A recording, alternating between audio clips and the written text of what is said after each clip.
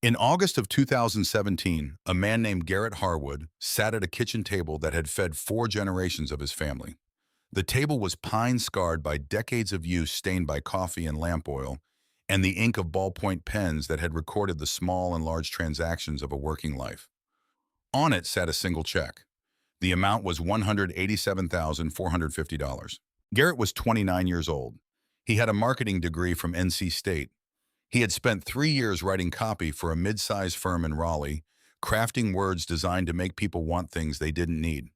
He understood numbers. He understood value. But he sat there for a long time looking at that check, trying to fully absorb what it represented. It was not an inheritance. It was not a settlement. It was not a lucky position in a rising market or a windfall from a decision made years ago and forgotten. It was the annual profit after every cost was accounted for of a farm business built almost entirely on something a local brewery had considered garbage. To understand how that check came to exist, you have to go back 14 years. You have to go back to a Tuesday morning in May of 2003. And you have to start with a man who most people in Caldwell County, North Carolina, knew well but very few truly understood. His name was Elias Harwood. He was 62 years old. He had been born on the same land where he would one day die. 88 acres of rolling foothills, where the soil ran red and clay heavy and stubborn, a land that rewarded patience and punished impatience in equal and unforgiving measure. His great-grandfather had purchased that land in 1889 for $1,100, a sum that represented everything a man with strong hands and clear vision could scrape together in a single lifetime. Every generation of Harwood men since had worked it, improved it, and handed it forward. Elias had inherited not just the land, but a way of seeing it. He was a tall man, lean in the way that only decades of outdoor labor produces, the kind of lean that has nothing to do with diet or exercise routines and everything to do with the simple burning of calories through useful work. His hands were large and permanently darkened at the knuckles. His face was the face of a man who had spent 62 years reading weather reading, soil reading, the small and patient language that the natural world speaks to those willing to slow down enough to listen. People in the county knew 3 things about Elias Harwood. He never threw away a piece of baling twine. Every length of it, no matter how short or frayed, went into a coffee can in the barn, and eventually every piece of it got used for something. This was not poverty. This was principle. There was a difference, and Elias understood that difference in his bones. His fences were always perfectly straight. Not nearly straight. Not straight enough. Perfectly. A fence post set crooked was to Elias a kind of moral failing evidence of a man who had decided that close enough was good enough, and that kind of thinking, Elias believed, had a way of spreading from fence posts into everything else a man did. And he believed, with the quiet certainty of a man who has tested a theory across decades, that the solution to most problems was already present on your land, waiting if you were patient enough and observant enough to see it. He ran a small cattle operation. 12 head, nothing more, grazed on pasture he managed with a care that bordered on reverence. He cut his own hay from the lower fields. He repaired his own equipment with parts salvaged from machines that had died of other causes. He had a small vegetable garden that fed him through summer and fall, and a root cellar beneath the house that stretched that harvest through winter. He was not a wealthy man by any conventional measure, but he owed nothing to anyone, and on the 88 acres his great-grandfather had purchased, he was absolutely sovereign. Now you need to understand the brewery. Cedar Ridge Brewing had started in 1998, the passion project of 2 old friends who had met in college and bonded over a shared love of German-style lagers. They had rented a warehouse on the eastern edge of town and started small, the way all good things start, with more belief than capital and more enthusiasm than experience. By 2003, they had proven something real. The beer was good, genuinely, carefully good. The local market had noticed, then embraced it, and the 2 friends found themselves running something larger and more demanding than either had originally imagined. That spring, Cedar Ridge upgraded from a 7-barrel brewing system to a 30-barrel system.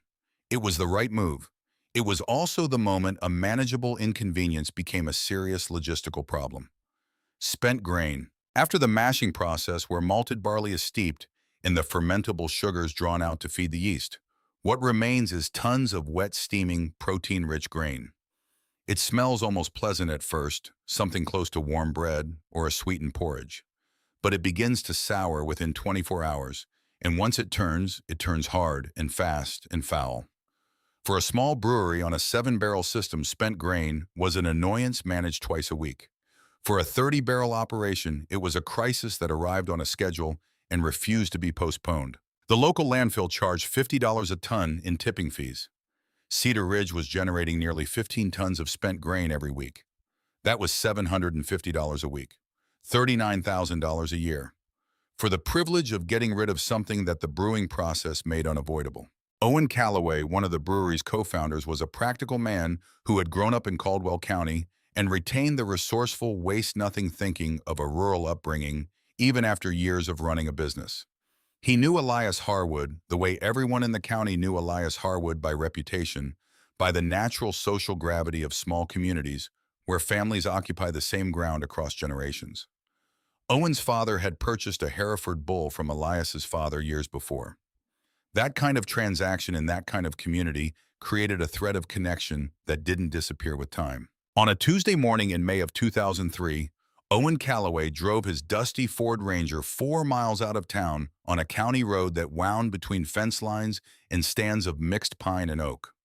He turned down the gravel lane to the Harwood farm and found Elias at the gate to the near pasture, mending a broken latch with a piece of wire he had almost certainly been carrying in his shirt pocket for reasons he hadn't yet identified until that moment presented itself. Owen explained the problem plainly. He was a practical man, and he respected practical men, and so he did not dress the thing up or try to make it sound like something other than what it was. He had too much grain, and it was costing him real money to get rid of it. Elias raised cattle. Did he have any use for spent brewery grain as a feed supplement? And then Owen laid out the arrangement. Simple and clean. The brewery's flatbed truck would come out to the Harwood farm every Monday and Thursday morning and back up to the section of ground along the far western fence line. Dump the grain, drive away.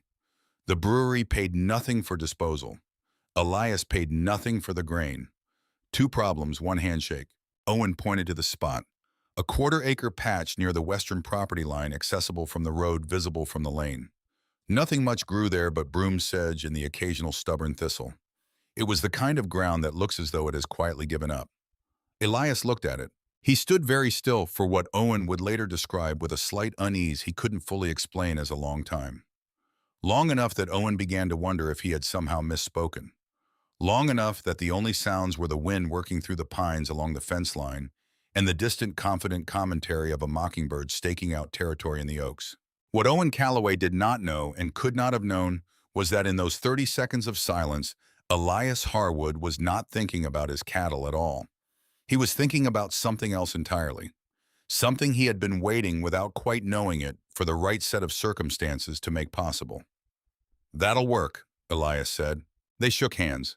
Owen drove back toward town, and the following Monday morning the first truck from Cedar Ridge Brewing backed carefully down the lane, swung wide at the gate to clear the post, and deposited a steaming, fragrant mass of spent grain onto that tired 1/4 acre of broom sedge and red clay.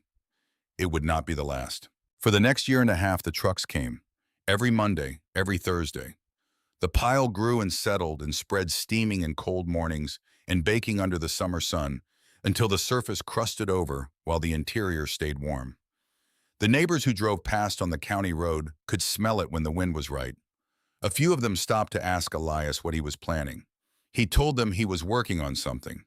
They nodded and drove on the way. People do when an answer is technically complete but raises more questions than it settles. What Elias was doing in those first 14 months was watching. He watched the way the spent grain settled into layers. He watched how rain moved through it, how it drained where it pooled. He watched the deer come from the wood line at dusk to nose at the edges, noting which sections they returned to and which they avoided. He took samples with a short-handled spade, mixed them in different ratios with the red clay of that neglected ground, and observed what happened over weeks and months as the combination broke down and transformed into something darker and richer than what he had started with. He was learning the nature of the material, not from an agricultural extension pamphlet or a university bulletin. He was learning the way his great-grandfather had learned things, by direct and sustained observation, by the slow accumulation of first-hand evidence, by the discipline of watching before acting, that the modern world had largely decided it could no longer afford. His grandson thought he had taken leave of his senses. Garrett Harwood was 15 that summer, old enough to hold opinions and young enough to deliver them without much diplomatic packaging. He would come out to the western fence line, sometimes drawn by a mixture of genuine affection and the restless curiosity of adolescence, and he would stand at the edge of the pile with his shirt pulled up over his nose. "Grandpa," he said one afternoon, his voice muffled by the fabric, "this whole thing stinks. Why not just buy some bags of pellets from the co-op and be done with it?" He meant the smell, but he also meant the situation in the broader sense that teenagers often mean things. The inexplicable patience of an old man standing at the edge of a mountain of brewery waste as though waiting for it to say something useful. Elias looked at his grandson for a moment. There was no irritation in his expression, no defensiveness. "This is better," he said, "and it's free." Garrett shook his head and went back to the barn. Elias stood a moment longer at the fence line, looking at the pile, with an expression that Garrett at 15 did not yet have the tools or experience to read. It was not the expression of a man who had simply found a convenient source of cheap feed. It was something more considered, more settled, arrived at through a process of observation and thought that was not yet finished, but was moving toward a destination that Elias could see with growing clarity. In October of 2003, on a Thursday morning, when the air had turned and the oaks along the creek were burning with the colors of the season, Elias loaded a wooden slatted cage into the bed of his 1988 Chevrolet S10 and drove east. He drove through the Piedmont and down into the coastal plain, through small towns that seemed to be quietly negotiating with themselves about whether to continue existing past fields of tobacco and sweet potato and longleaf pine. He drove 350 miles to a small operation in Sampson County that he had located through a network of contacts built entirely outside the internet, operating on the older and more durable currency of reputation and personal endorsement. He came home with 4 pigs.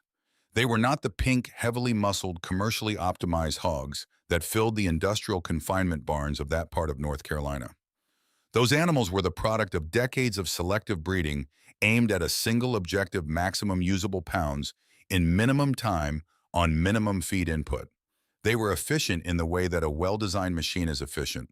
They represented in their context a genuine achievement of agricultural engineering. What Elias brought home was something different, something older and in its own way more complete. Gloucester Old Spots, a heritage breed with deep roots in the English countryside, sometimes called the orchard pig, for their centuries-long habit of foraging beneath apple trees for windfalls and fermenting fruit. They were large animals, white with irregular black spots of varying size, with heavy floppy ears that draped forward over their eyes and gave them an expression of permanent mild surprise.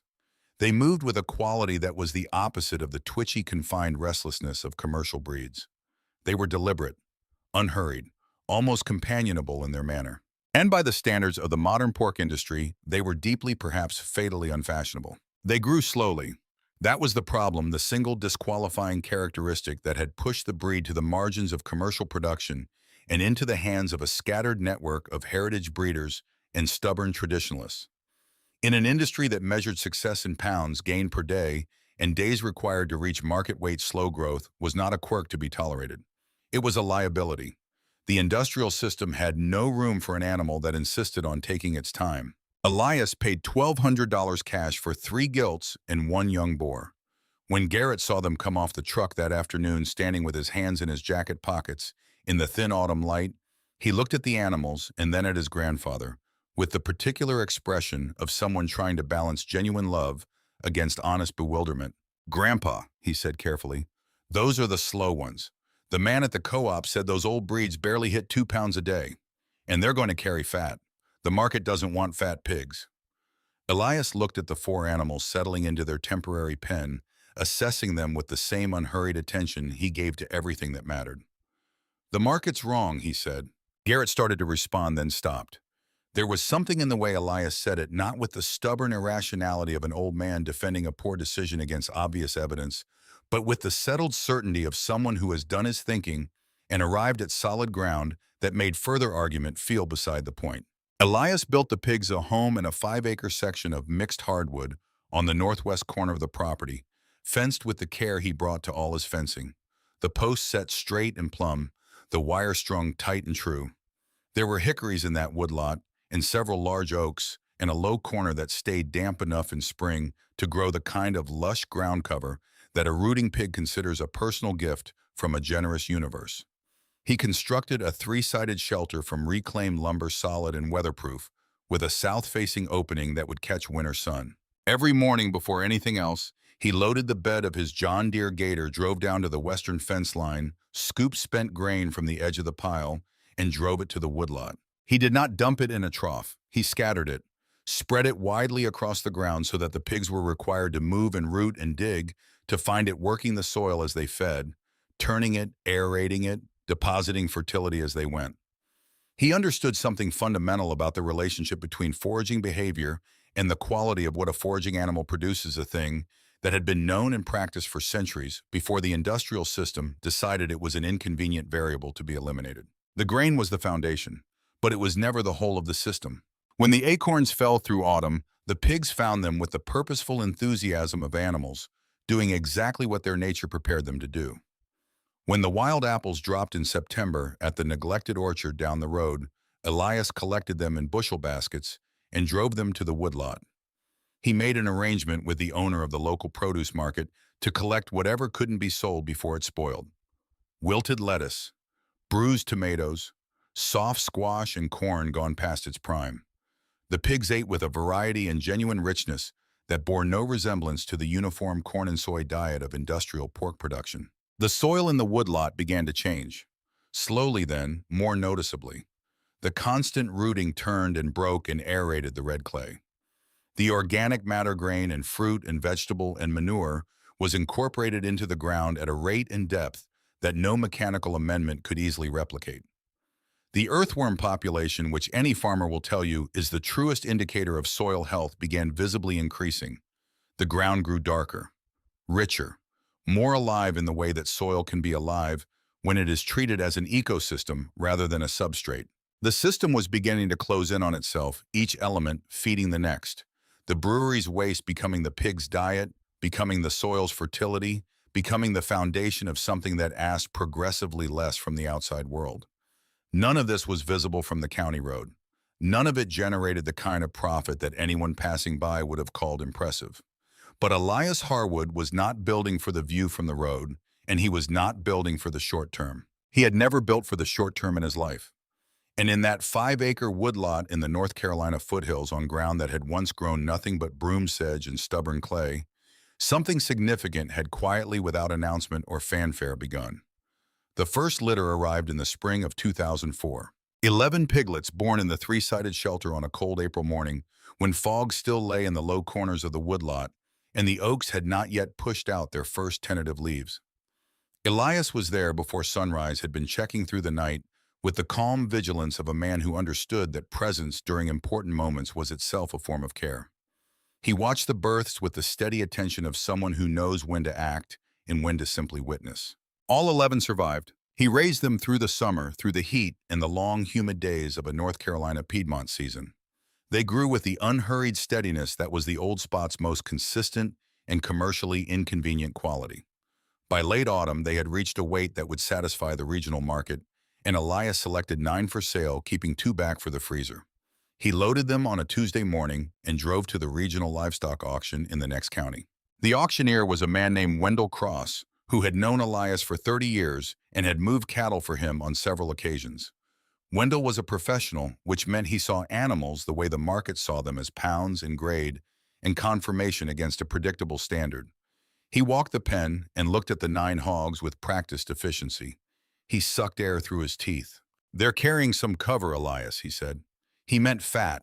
He meant that by the metrics the commodity pork industry used to assign value, these animals were improperly finished, too richly layered, insufficiently lean for the processing lines that wanted a uniform and predictable product.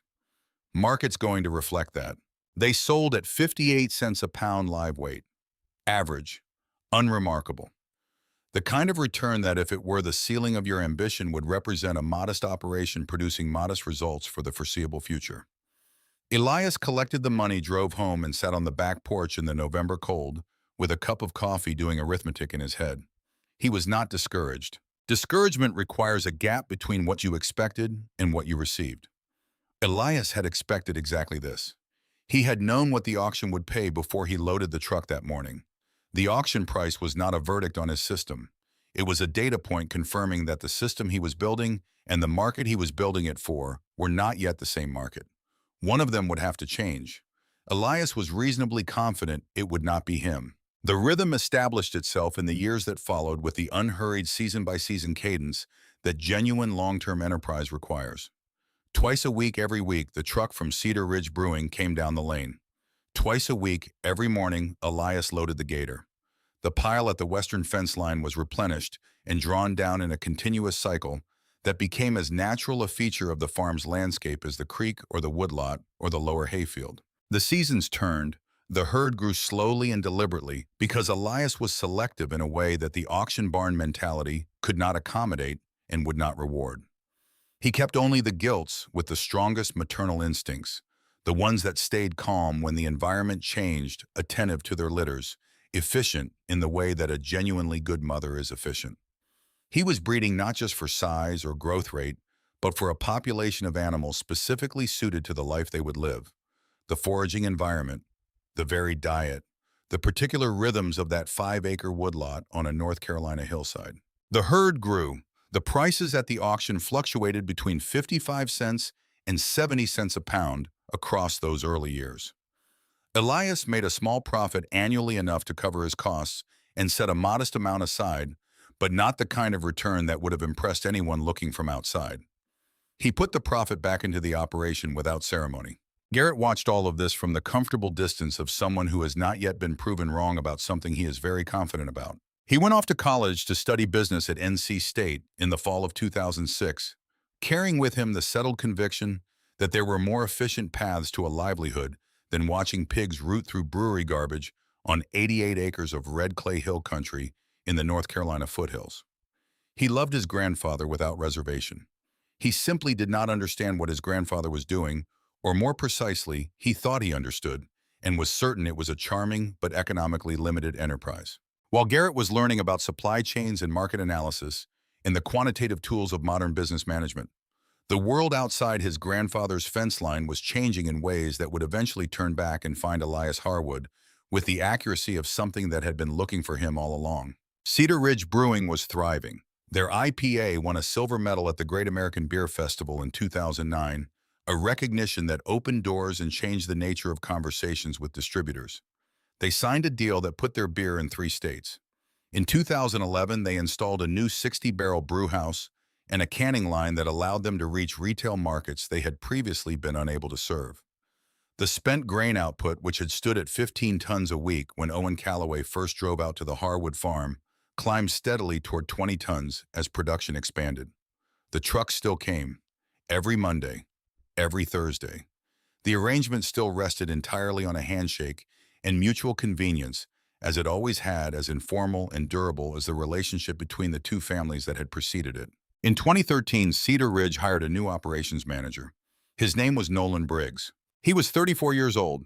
He had earned an MBA from UNC Charlotte while working nights managing logistics for a regional textile company, which meant he had learned the discipline of optimization under real operational pressure and arrived at Cedar Ridge already confident in both the theory and the practice. He drove a Ford F-150 King Ranch edition that he maintained in a condition that suggested it had never encountered unpaved roads.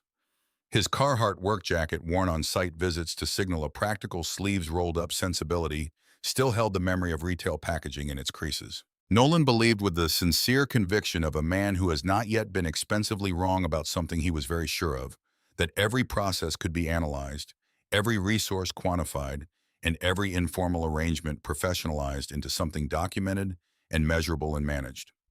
One of the first things he did at Cedar Ridge was go through the operational accounts with the thoroughness of a man determined to fully understand what he had inherited. He found the spent grain line. Disposal cost $0. No contract, no liability documentation, no formal agreement of any kind. A notation in the operational log indicating that spent grain was collected by a local farmer under an informal arrangement dating to 2003. A decade of twice-weekly deliveries with no legal architecture, supporting them beyond a handshake between Owen Callaway and a farmer on a county road. Nolan flagged it the same afternoon. He drove out to the Harwood farm on a Wednesday in early spring, his tablet loaded with the relevant operational data, his boots clean, and his expression professional. He found Elias turning a compost windrow behind the barn with a long-handled fork, working with the steady, unhurried economy of someone who has performed a task so many times that the body handles it without demanding the mind's full attention. Nolan introduced himself with the direct eye contact and firm handshake of a man who has been taught that first impressions are foundational. He explained his role. He explained that he was conducting a systematic review of all operational processes. He showed Elias the relevant line on his tablet spreadsheet, indicating with a precise finger where the grain arrangement lived in the brewery's financial architecture. "We want to get something formal in place," he said. "Protect both parties. Standard risk management." Elias set the fork against the compost pile and wiped his hands on his work pants. He looked at the young man. He did not look at the tablet. "Been working fine for 10 years, he said.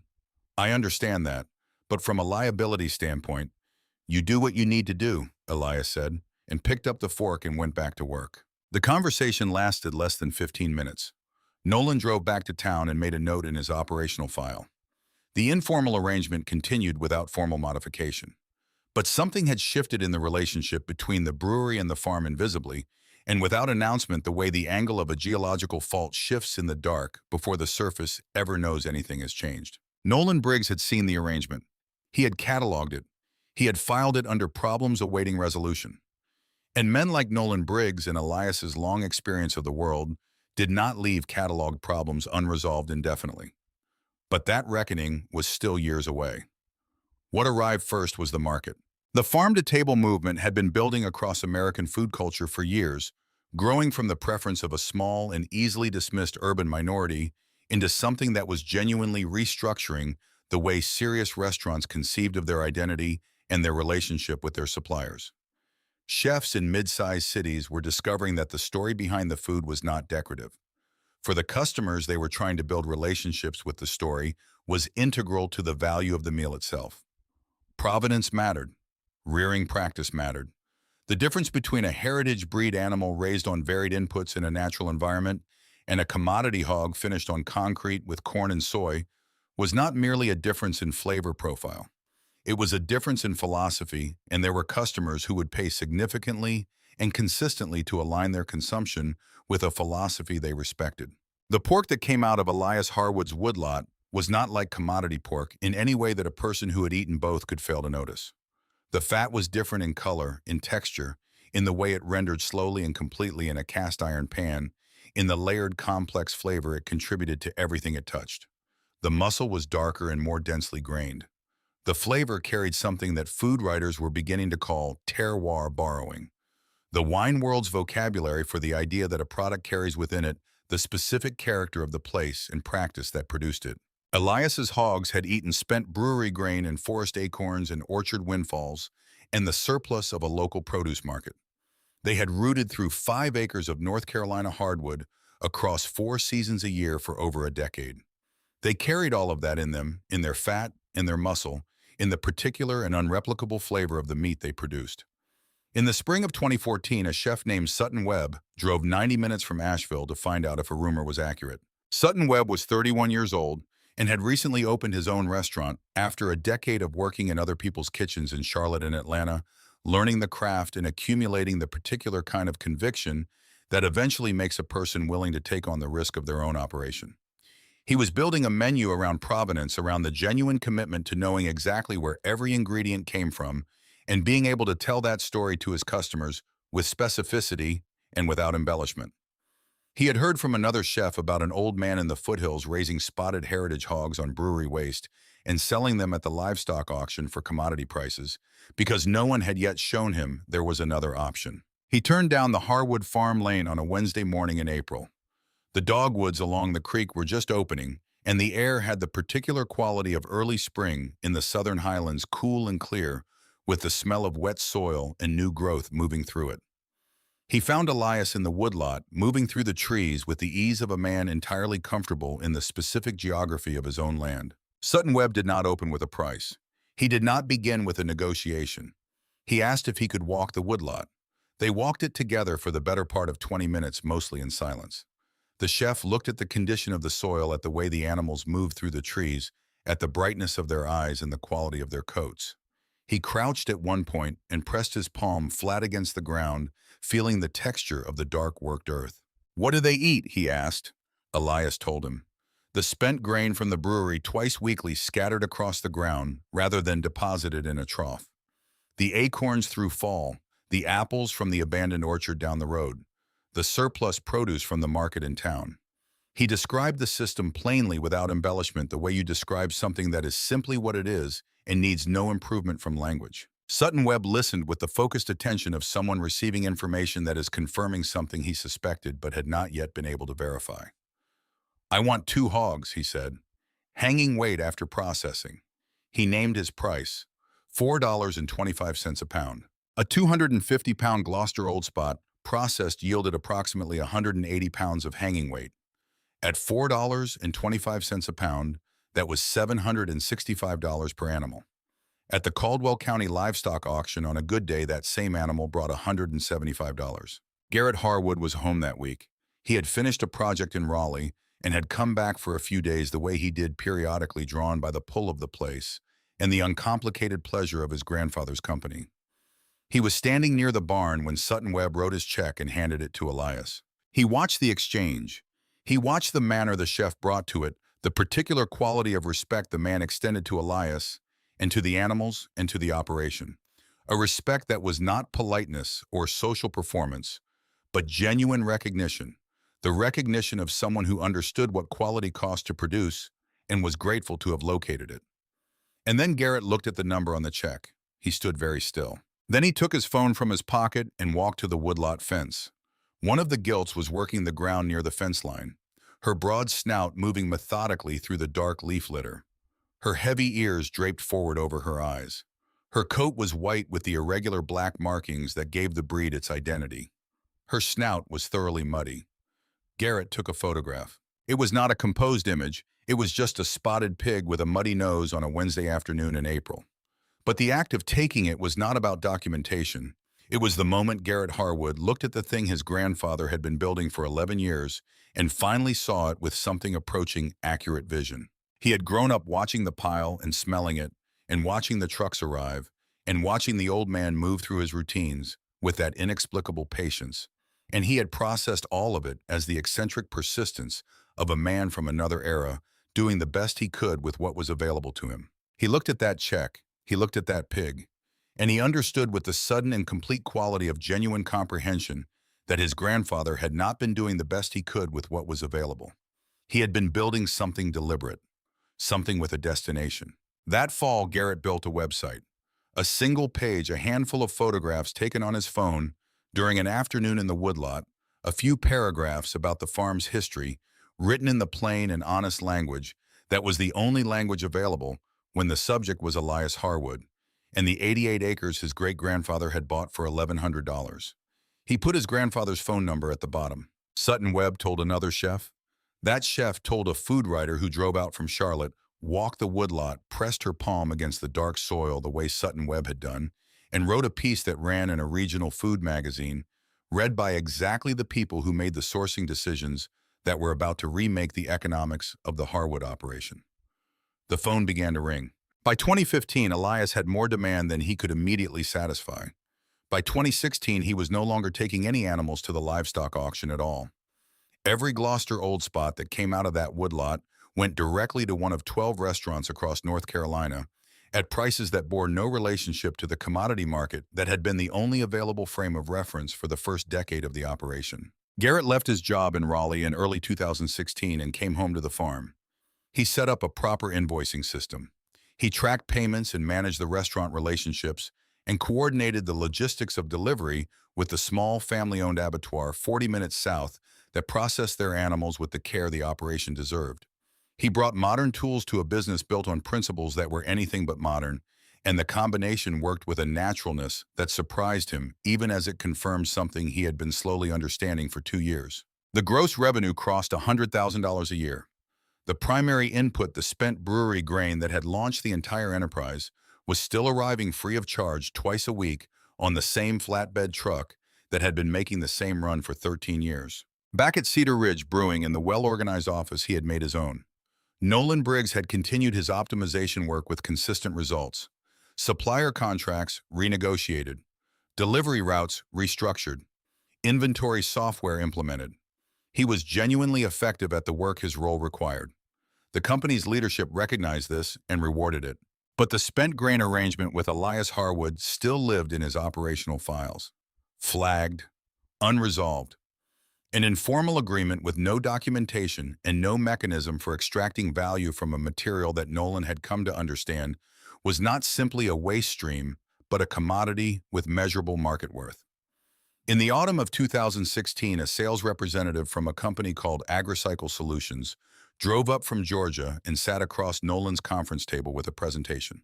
AgriCycle had developed a commercially viable process for taking wet spent brewery grain and converting it through industrial drying and pelletizing into a shelf-stable high-protein feed supplement sold to large commercial feedlot operations.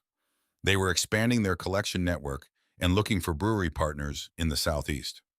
The model was uncomplicated. They came to you, they picked up the material, they paid you for it, $40 per ton. Cedar Ridge was producing close to 20 tons of spent grain per week. Nolan did the arithmetic with the practiced speed of a man who has spent years doing exactly this kind of calculation. 20 tons per week, 52 weeks per year, $40 per ton, $41,600 per year. Found revenue, income from a material they were currently giving away. Nolan looked at the AgriCycle representative and felt the particular satisfaction of a professional who has located an inefficiency and identified its solution. This was the work. This was why he was here. He scheduled the drive out to the Harwood farm. The F-150 was immaculate as always. The Carhartt jacket had accumulated a year's worth of actual wear since 2013, but still maintained the bearing of clothing that has not been seriously tested. Nolan found Elias at the side of the barn splitting oak rounds for winter with an axe that was older than Nolan's parents and in considerably better condition. Nolan presented the situation with the directness he had come to believe showed genuine respect for the other party's time. He explained AgriCycle. He explained the offer and the terms. He framed the change as an evolution of a mutually beneficial relationship, a natural next step for both parties, a move towards sustainability and proper accounting. And then he said that Cedar Ridge wanted to extend Elias the right of first refusal, the same price they would receive from AgriCycle, $40 per ton. He believed he was being generous. He believed the offer would likely be declined and that Elias would acknowledge the changed economics with the resigned pragmatism of an old farmer who understood how business worked, and that the transition to AgriCycle would proceed smoothly and everyone would move forward. Elias set down his axe. He stood with the handle loose in one large hand and looked at Nolan Briggs across the space between them. The woods were quiet around them. A woodpecker was working somewhere in the hickories to the north, the sound of it rhythmic and deliberate filling the silence that gathered between the two men. "I can't pay you for it," Elias said. His voice was quiet. There was no anger in it, no heat of any kind. Just a statement of fact delivered by someone who had thought the situation through to its logic. The price breaks the system. Nolan tilted his head with the expression of a man who has anticipated this response and prepared a measured reply. "I understand the adjustment is significant, but the material has real market value, and we can't continue to give it away. The economics are what they are." Elias looked at him for a long moment. The woodpecker kept working. The wind moved through the pines along the upper fence line. Then Elias said the thing that Nolan Briggs would spend the next 14 months slowly, expensively, and incompletely coming to understand. "You think you've been giving me something for free all this time," Elias said. "But you haven't. You've been paying me in grain, and I've been investing it." Nolan processed the statement the way people process statements that don't map onto the framework they're currently operating within, which is to say he registered it as unusual phrasing from an old man under stress rather than as information of substance. "I understand," he said with the measured sympathy of someone delivering unwelcome news. "But this arrangement isn't something we can continue. The last delivery will be this Thursday." He got back in the F-150 and drove down the lane. His tires raised a thin rope of dust over the gravel, and then he reached the county road and turned toward town and was gone. Garrett was in the barn when Nolan's truck came down the lane. He had heard the conversation from near the barn door, standing in the shadow of the doorframe without intending to eavesdrop, simply present. He walked out to where his grandfather was standing, watching the dust from the truck settle back onto the gravel. "What do we do, Grandpa?" he asked. His voice was careful, controlled, but the concern behind it was audible. Elias watched the last of the dust settle. He looked at the western fence line, at the pile, at the thing that had been continuously replenished for 14 years and would now have a final delivery date. "We're going to do what we've always done," he said. "Which is what?" Elias turned back toward the house. "Keep the books," he said. That evening, while Garrett sat at the kitchen table with his laptop and a notepad, and the particular kind of focused anxiety of a young man trying to model his way through a problem that has not yet fully revealed its dimensions, Elias went to the small back office off the kitchen. The room smelled of old paper and linseed oil, and the faint, pleasant ghost of pipe tobacco that had saturated the walls over decades and never entirely left. He sat down at the roll-top desk that had belonged to his father. He opened the bottom drawer and began lifting out ledger books one at a time and setting them on the cleared surface of the desk. 14 of them, one for each year. Garrett looked up from his laptop when he heard his grandfather moving through the house. He came to the doorway of the office and saw the ledgers stacked on the desk, the old man's hands moving across the covers with the careful attention of someone handling things of genuine importance. "What are those?" Garrett asked, though he already knew. "Everything," Elias said. He opened the first one to the first page and set it under the lamp. "Come sit down." The last truck came on a Thursday. Roy had been driving the Cedar Ridge route for 6 years. He knew the lane by memory, knew the exact angle to take the flatbed around the gatepost, knew the particular sound the gravel made under his tires in wet weather versus dry. He had made this run 424 times, and knew it with the body knowledge that working men accumulate about the routes that structure their working lives, not as a conscious map, but as a set of reflexes built into the hands on the wheel. He backed the truck to the fence line and killed the engine and sat in the cab for a moment longer than necessary before he got out. Elias was there waiting as he always was when the truck came. It was his land and his operation, and he had long understood that presence was a form of respect, and respect was not something you rationed according to whether the occasion seemed to warrant it. Roy climbed down from the cab. He was a broad man in his mid-40s with a weathered, honest face and the careful movements of someone who has spent years working around heavy equipment and has learned to be deliberate about where he puts his weight. He took off his cap and held it in both hands, which was not something he normally did. "I'm sorry about this, Mr. Harwood," he said. "It isn't right." Elias looked at him steadily. "It's not your doing, Roy." Roy put his cap back on. He operated the controls and sent the hydraulic bed rising, and the grain slid out in a steaming mass and settled against the fence line with the familiar weight and sound that had marked the rhythm of this place for 14 years. When the bed was empty and lowered, Roy walked back to the cab and paused with his hand on the door handle. "You'll be all right," he said. It came out as a statement, but carried the uncertainty of a question. "We will," Elias said. Roy nodded once, got in, and drove away. His taillights disappeared around the bend in the lane. The sound of the engine faded through the trees. And then there was only the sounds of the farm and the surrounding land, the crows working the far field, the wind in the upper pines, the particular quality of silence that a place has when something that has been constant for a long time has just stopped. Elias stood at the fence line after the truck was gone. He looked at the pile, the last pile. No new material would arrive Monday. The pile would diminish, now drawn down by the daily feeding, without being replenished, and eventually it would be gone, and the quarter acre where broom sedge had grown before Owen Calloway pointed at it on a May morning 14 years ago would return to whatever it chose to become without the steady amendment of brewery grain. He was 76 years old.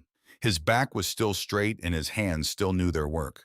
But 76 years is 76 years, and he had built this system across a substantial portion of what remained of his life, and he stood at the fence line and let the weight of the moment be what it was without managing it into something more comfortable than it actually was.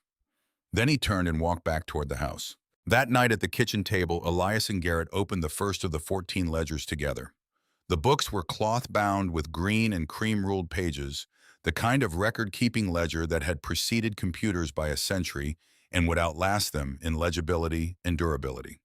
The handwriting inside was small, precise, and completely legible. The script of a man who had decided early that if something was worth recording, it was worth recording correctly. Every delivery was documented. Date day of the week estimated tonnage drawn from the brewery's own production records that Owen Callaway had shared informally years ago, running totals updated with each entry. Every hog born on the property, every hog sold. The buyer, the price per pound, the live or hanging weight, the total received. Every expense incurred in the operation, the cost of fencing materials across the years, the fuel for the gator, the veterinary bills, the $1,200 cash paid in October of 2003 for 3 gilts and a young boar in Sampson County. They worked through the weekend. Elias and Garrett at the kitchen table, the ledgers spread open in chronological order, a yellow legal pad for calculations, and 2 calculators on the table between them. They started with the grain. 14 years of twice-weekly deliveries. The early years at Cedar Ridge's then production level of approximately 15 tons per week, recorded in Elias's notes from Owen Callaway's estimates in those early conversations. The later years as the brewery expanded to its 60-barrel system closer to 20 tons. Elias had tracked these numbers with the same methodical consistency he brought to everything else he recorded. They worked through the ledgers entry by entry, year by year, and confirmed the figure that Elias had carried in his head for some time, but had never had reason to formalize on paper. 12,740 tons. That was the total volume of spent brewery grain deposited on the western fence line of the Harwood farm between May of 2003 and March of 2017. Then they applied the valuation that Nolan Briggs himself had established. The number the brewery's operations manager had arrived at through professional assessment of the material's commodity worth. The number he had used to calculate Cedar Ridge's projected new revenue stream.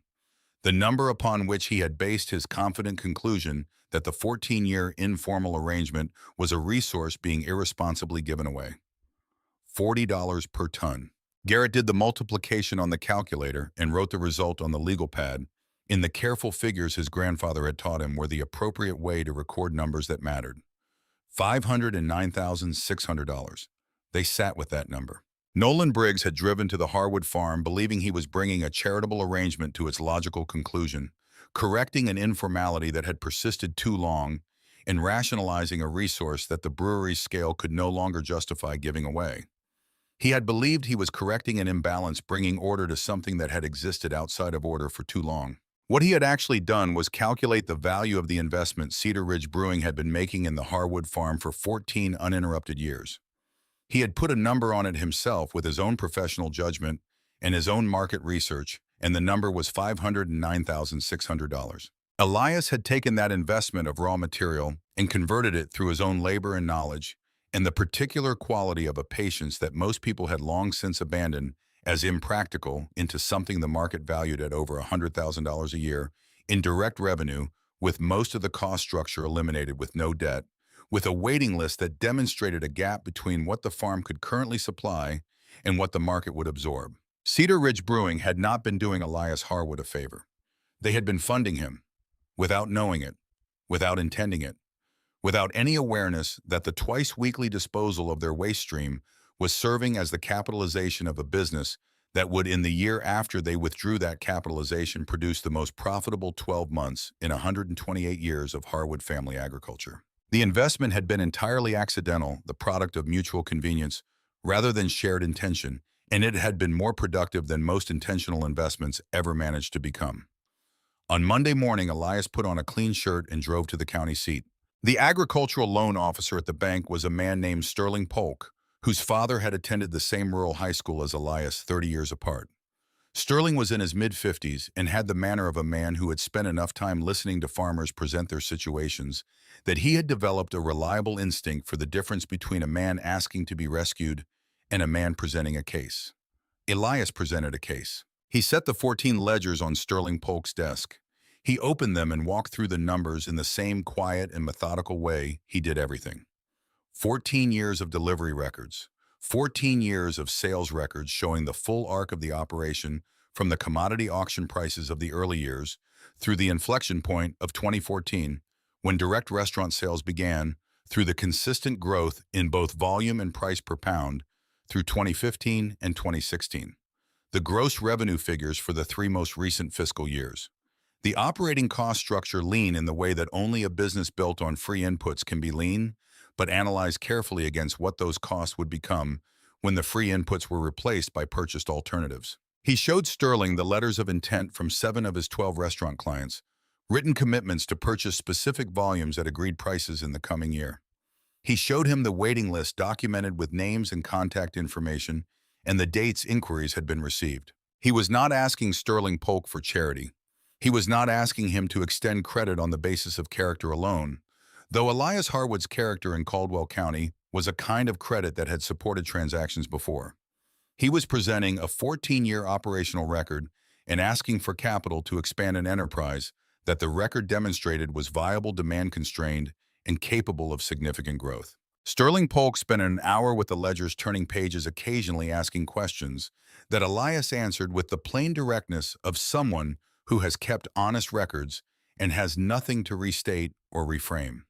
At the end of the hour, Sterling closed the last ledger and squared it carefully on top of the others. "What do you need?" he said. "A line of credit," Elias said. $250,000. Sterling approved it before noon.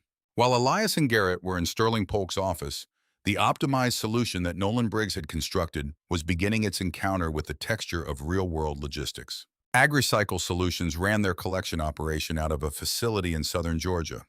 The distance was manageable in a spreadsheet and somewhat less manageable in practice because long-haul collection routes are subject to the mechanical and scheduling variables that planning models tend to smooth over and reality tends to preserve in their full, inconvenient specificity. The AgriCycle trucks ran late with a regularity that quickly ceased to be surprising. On 2 separate occasions in the first months of the arrangement, they broke down entirely and missed their scheduled pickup. When AgriCycle missed a pickup, the spent grain sat. 20 tons of wet brewery grain in a North Carolina summer does not sit quietly. The chemistry of its souring, which begins within 24 hours of production, accelerates dramatically under heat, and the gases and compounds released in that process produce an odor that is by any honest accounting extraordinary in its persistence and reach. Cedar Ridge Brewing occupied the eastern edge of town, adjacent to a neighborhood of modest residential properties, whose residents had coexisted comfortably with the brewery for years, having never previously had reason to experience the full aromatic range of 20 tons of neglected spent grain in July. When AgriCycle missed 2 consecutive pickups during a heat wave, the grain sat for 5 days. The county health inspector arrived on the 6th day, accompanied by a clipboard and the expression of a professional who would prefer not to be doing what he is doing, but intends to do it properly regardless. He issued a citation and provided written guidance on remediation requirements.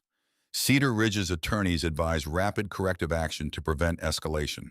The corrective action took the form of a sealed containment unit, a refrigerated vessel designed to hold the grain between pickups in conditions that would prevent the neighborhood consequences of the open pile arrangement. The containment unit cost $15,000 to install. It required regular maintenance. It was a line item that had not existed in the projection Nolan had presented to Cedar Ridge's ownership when he proposed the AgriCycle arrangement. Then in the autumn of that first year, AgriCycle invoked a market conditions clause in their contract. The market for cattle feed pellets had softened. Their own margins were under pressure. They needed to renegotiate the collection price. They reduced their per-ton payment from $40 to $25. The annual revenue Nolan had projected at $41,600 was now at best $26,000 before the amortized cost of the containment unit, before the administrative hours spent managing a collection relationship with a company 200 miles away, before the unquantifiable damage to the brewery's relationship with the neighborhood it depended on for local goodwill and foot traffic. The spreadsheet had been clean. Reality was expensive, and it got more expensive as the months went on. The irony was one of those that feels almost engineered for instructional purposes. For 14 years, Elias Harwood had solved Cedar Ridge Brewing's spent grain problem with perfect reliability at zero cost, with no paperwork, no complaints from neighbors, no equipment failures, and no renegotiation of terms. He had driven the waste stream so thoroughly and efficiently into a productive use that the brewery had been able to forget it was a problem at all. In trying to monetize that arrangement, the brewery had not merely lost a partner who had been solving a real operational problem. It had created an expensive new problem for itself in the process of trying to profit from ending the solution. Elias used the line of credit with the same deliberate precision he brought to everything. He did not buy commercial pelletized feed. He did not look for the cheapest available substitute for what the brewery had provided. He thought about what the grain had actually been doing in his system, what nutritional role it had played, what the pigs had received from it that a simple commodity input might not fully replicate. And then he built a sourcing approach designed to approximate that as closely as possible with purchased materials. He bought a used 30-ton grain silo located through the same network of agricultural contacts he had always relied on for $8,000. He had a concrete pad poured and the silo positioned to receive delivery from a standard farm truck and dispensed directly to the gator. The infrastructure was simple and durable and would serve the operation for decades. He identified two grain farmers within 20 miles of the Harwood property, one who grew malting barley and one who ran a mixed corn and field corn operation. He drove out to each of them separately and had a straightforward conversation. He offered a price above the commodity market rate, not by an amount that would have struck anyone as dramatic, but by enough to matter to a small operation trying to plan a season. In exchange, he asked for a reliable annual purchase commitment that they could plan against. For small-scale grain farmers, a committed buyer at a fair price is worth considerably more than the premium suggests, because the thing it eliminates the grinding uncertainty of selling into commodity markets that don't care whether you specifically succeed or fail, has a real and ongoing cost of its own. Both farmers agreed the same week he asked them. He bought a used grinder mixer, a piece of equipment designed to combine grains and supplements into custom feed formulations for $5,000. He spent 2 weeks adjusting the blend, working through the nutritional composition of what the brewery grain had provided, and calibrating a purchased equivalent that would maintain the quality and character that his restaurant clients had come to rely on. The blend was not identical to what the pigs had eaten before. It could not be. The specific complexity of a diet incorporating fresh brewery grain and wild acorns and seasonal orchard fruit was not entirely reproducible through purchased inputs. But it was close, and close was sufficient, because the animals and their genetics and the soil they lived on and the foraging environment they inhabited were the same. His costs went up. This was a simple fact, and he accepted it without drama. Feed was a real line item now, where it had been a non-existent one, and the operation's economics adjusted accordingly. He raised his prices to the restaurants by 5%. He called each of his 12 clients personally. He told them plainly what had happened with the brewery, what it meant for his input costs, and that he was passing a portion of that cost increase along. He did not apologize. He did not embellish. He stated the facts in the direct way he stated everything. Not one of them declined. Several of them increased their orders. Because the story had spread through the close and well-connected world of serious restaurant sourcing, the way stories spread in small, attentive communities quickly and with a fidelity to the actual truth that gossip rarely maintains. The story of the brewery pulling the grain supply and the old farmer absorbing the change and continuing without missing a delivery, that story had reached the 12 restaurants and several others who had not yet managed to get off the waiting list. And the story had, if anything, made the relationship more valuable rather than less, because it added to the existing qualities of the product. The additional quality of demonstrated resilience. The evidence that the operation behind the food they were serving could withstand external disruption and keep producing. Sutton Webb, who had been the first, called from Asheville on a Thursday afternoon. "I heard what happened with the brewery," he said. "I want to double my order for next year." That was when Garrett understood that his grandfather had not simply survived the disruption. He had been strengthened by it. In August of 2017, Garrett sat at the kitchen table with the current year's ledger and his laptop and the focused attention his grandfather had spent years modeling for him. He worked through the numbers with care, the way careful records allow you to work through numbers with the confidence that comes from knowing the data is accurate because it has been recorded accurately, consistently every time. Total animals sold in the 12 months since the last Cedar Ridge delivery, 220 Gloucester Old Spots delivered to 12 restaurant clients across North Carolina. Total gross revenue from those sales.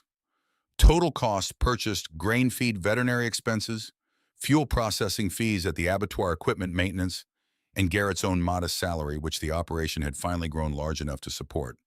Net revenue. He wrote the figure on the legal pad. He looked at it for a moment. Then he got up from the table and walked out to where his grandfather was sitting on the back porch in the August heat watching the woodlot. The way he had always watched things, with a quality of attention that was not passive observation, but active and purposeful engagement with the world in front of him. Garrett handed him the legal pad.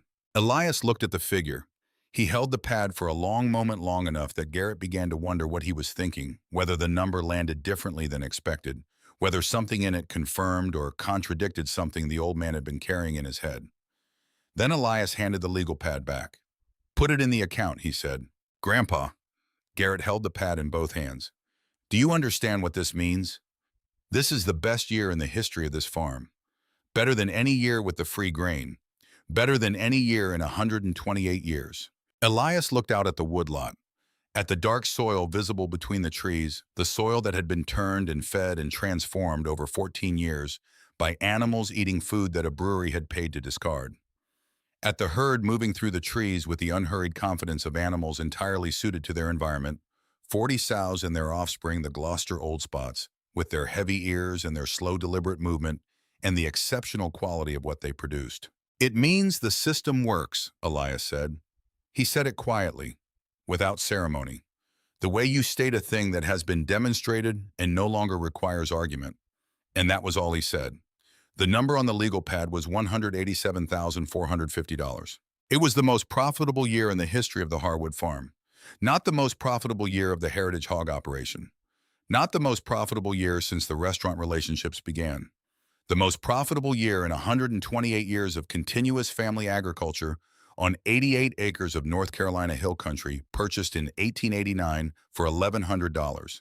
Achieved in the first year without a single pound of free brewery grain. The year the system was supposed to fail was the year it proved itself. In 2019, Cedar Ridge Brewing was acquired by a large beverage conglomerate headquartered in St. Louis. The transaction was covered in the regional business press as a success story. Owen Calloway, who had shaken hands with Elias Harwood on a May morning 16 years earlier and started something neither man had fully understood at the time, was quoted saying he was proud of what they had built and excited for the brand's future under new ownership. The name remained on the building. The equipment stayed where it was. The recipes were preserved in their documented form and reproduced with technical accuracy. But many people in Caldwell County said the beer was never quite the same after the sale. They said it with the specificity of people who know a product deeply enough to recognize a change that cannot be easily located in any individual ingredient or measurable parameter. The beer was consistent. But consistency is not character, and character is not something that transfers cleanly in an acquisition document. The soul of the thing had been present in the people who built it with intention and care, and the people who built it with intention and care were gone. What remained was the technical replication of what they had made produced at scale by a system optimized to replicate it indefinitely. Many of the locals after a while stopped ordering it.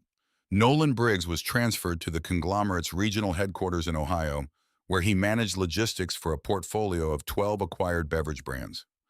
By every measurable standard available to a performance review, he was successful.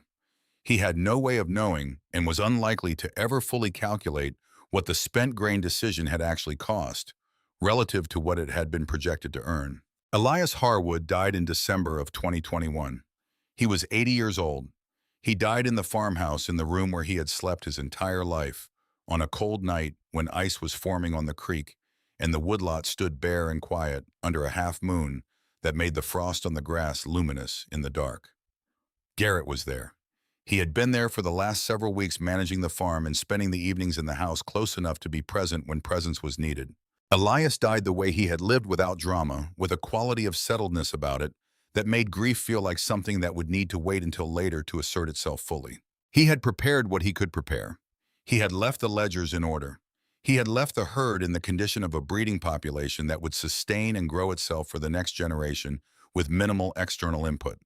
He had left the farm with no debt and with a waiting list that represented 2 full years of committed demand at prices that would allow the operation to absorb whatever changes the market brought. And he had done one other thing in the months before his strength began to leave him. He had planted trees on the ground along the western fence line, the quarter acre where the broom sedge had grown before Owen Calloway pointed at it. The ground where 12,740 tons of spent brewery grain had been deposited and absorbed over 14 years. The ground that was now the most fertile soil on the entire Harwood property, black and deep and alive, in a way that the surrounding red clay was not transformed by 14 years of steady organic amendment into something that would grow almost anything, put into it with an ease and abundance that the surrounding fields could not match. Elias planted American chestnut trees on that ground. The American chestnut is not a tree for the impatient. It was once one of the great trees of the eastern American forest, a dominant presence across millions of acres of hardwood woodland, before a fungal blight introduced in the early 20th century eliminated virtually the entire mature population within decades. Breeders and conservationists had been working for generations to develop blight-resistant varieties that could eventually be restored to something approaching the species' former presence in the eastern landscape. Those trees were available now, the product of patient breeding work spanning decades. They were by any agricultural standard a long-term investment. A chestnut planted today reaches productive maturity in decades. The men who established the great chestnut forests of the eastern United States did not plant them expecting to harvest them. They planted them because they understood something about time and about generosity and about the relationship between what one generation does and what the next generation inherits that the short-term accounting of any single life tends to obscure. Elias Harwood knew he would not live to sit under those trees. He planted them anyway. Garrett runs the farm now. The herd stands at 60 sows and 4 boars, a population that Garrett has continued to develop with the selective care his grandfather taught him across 2 decades of patient demonstration. The waiting list for their pork runs 2 years. He uses the old ledger books, the cloth-bound volumes with the green and cream ruled pages, and he keeps a digital record alongside them because he learned from his grandfather that redundancy in documentation is a form of insurance against the things you cannot anticipate. The patch of ground along the western fence line where the broom sedge grew and where the trucks came twice a week for 14 years is the most productive soil on the entire farm. It is black and deep and rich in the way that only sustained organic amendment over a long period can produce. The chestnut trees Elias planted stand in a young grove there, now growing with the slow and irrefutable progress of trees that have found good ground and intend to make full use of it. They will be large trees someday, productive trees, trees that provide mast for wildlife and structure for the landscape, and the particular quality of shade that only an old and well-established tree can provide. Garrett will likely see that. His children, if he has them, certainly will. Elias will not. He planted them anyway, because that is what patient men do. Because the truest form of generosity is not the gift you receive acknowledgement for, but the one whose effects outlast your ability to witness them.